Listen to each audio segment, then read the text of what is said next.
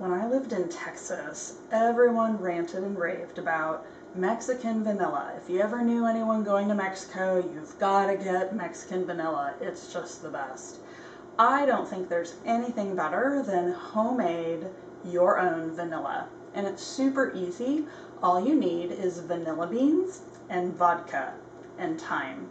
So what I do is I buy a bunch of vanilla beans and I try to get a non-GMO vodka, so you end up with the healthiest product.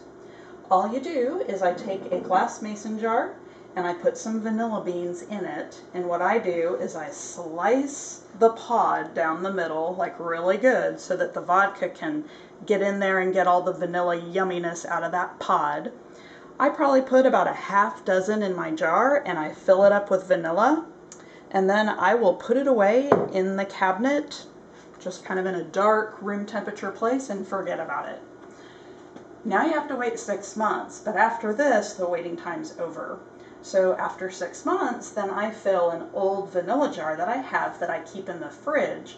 Just make sure that you have a big enough jar that this is going to last you for 6 months for your next batch to brew.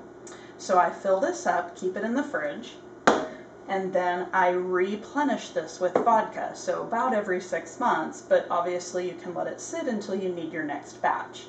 So I'm almost out, so pretty soon, in a month or two, I will pour the rest of my vodka. Now normally I fill this up, but I think I ran out of vodka the last time. And then replenish it, and then what I usually do, you could either take all the vanilla beans out and put in fresh ones. What I typically do is leave them in there and then take a couple new ones, split them, and then add them to the mix. There you have it. Probably the healthiest, tastiest vanilla I can offer. Research shows that clicking the thumbs up and subscribe button will make fingers healthy and strong, and besides, it's free.